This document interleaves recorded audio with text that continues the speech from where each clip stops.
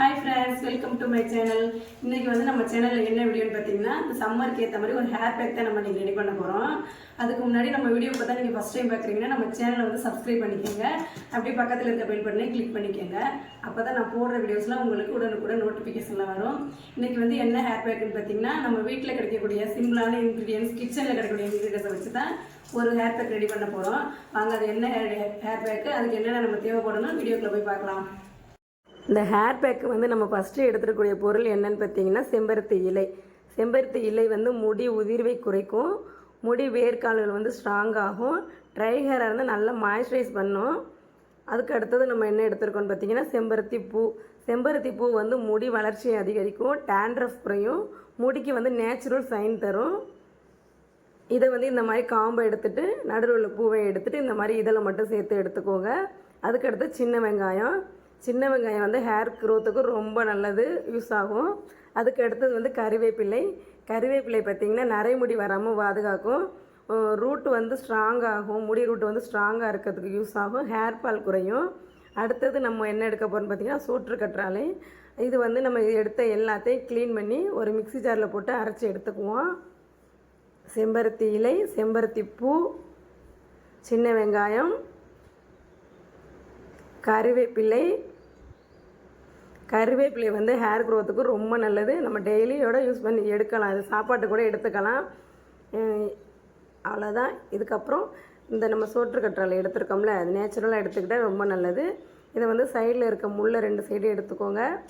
எடுத்துக்கிட்டு மேலே இருக்கிற இந்த மேல் தோல் பகுதியை எடுத்துட்டு இந்த மாதிரி ஒரு கரண்டி வச்சு மேலால் இப்படி எடுத்தோம்னா, அழுத்தி எடுத்தோம்னா அப்படியே ஜெல் தனியாக வந்துடும். அப்படியே எடுத்து நம்ம சேர்த்துக்க வேண்டியதான். இதை மிக்ஸி ஜாரில் போட்டு எல்லாத்தையும் அரைச்சி எடுத்துகிட்டு வந்துடுறேன். இங்கே பாருங்கள், இந்த மாதிரி அரைச்சி எடுத்துகிட்டு வந்துட்டு இந்த மாதிரி ஜெல் மாதிரி கிடச்சிருக்கு. இதை எப்படி அப்ளை பண்ணுறதுன்னு பார்ப்போம் வாங்க. அப்ளை பண்ணி காட்டுறேன். இந்த மாதிரி நம்ம ஹேரை வந்து 2 செக்ஷனாக பிரிச்சுக்கோங்க. நம்ம மறுநாள் ஹேர் பேக் போட போகிறோம்னா முந்தின நாள் நைட்டே வந்து நம்ம தலையில் ஆயில் வச்சுக்கணும். அப்புறம் நம்ம 2 சைடு செக்ஷனாக பிரிச்சுக்கிட்டு நல்லா சிக்கு எடுத்துக்கிட்டு இந்த ஹேர் பேக்கை வந்து எந்த ஹேர் பேக் போட்டிங்கனாலும் இப்படி தான் போடணும்.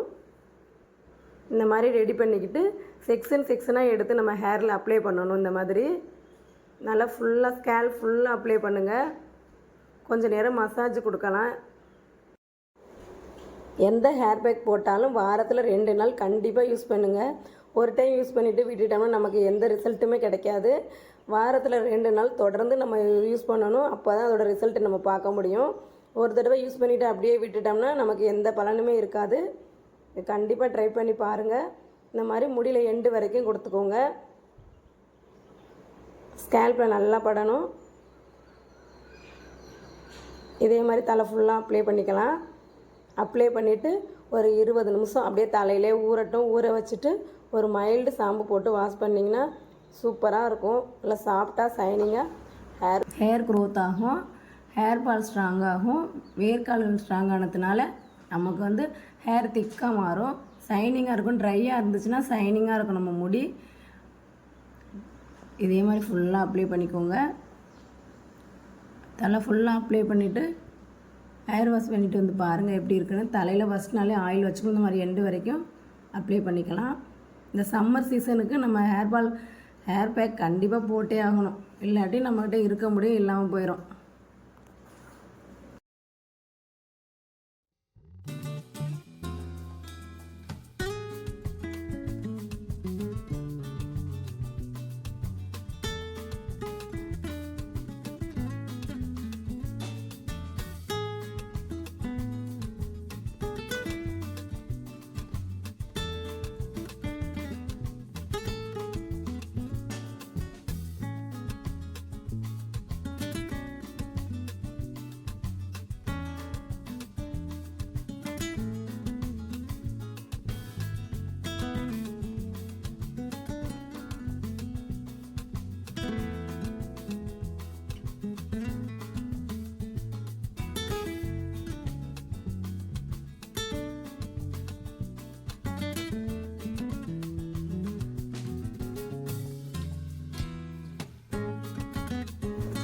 இந்த மாதிரி தலை ஃபுல்லாக அப்ளை பண்ணிவிட்டு ஒரு 20 நிமிஷம் தலையிலே வச்சுட்டு அப்புறமா மைல்டு ஷாம்பு போட்டு வாஷ் பண்ணிக்கலாம்.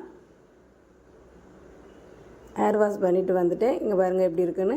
இதே மாதிரி நீங்களும் ட்ரை பண்ணி பார்த்துட்டு எப்படி இருக்குன்னு கமெண்டில் சொல்லுங்கள். ஓகே ஃப்ரெண்ட்ஸ், பாய். அடுத்த வீடியோவில் பார்ப்போம்.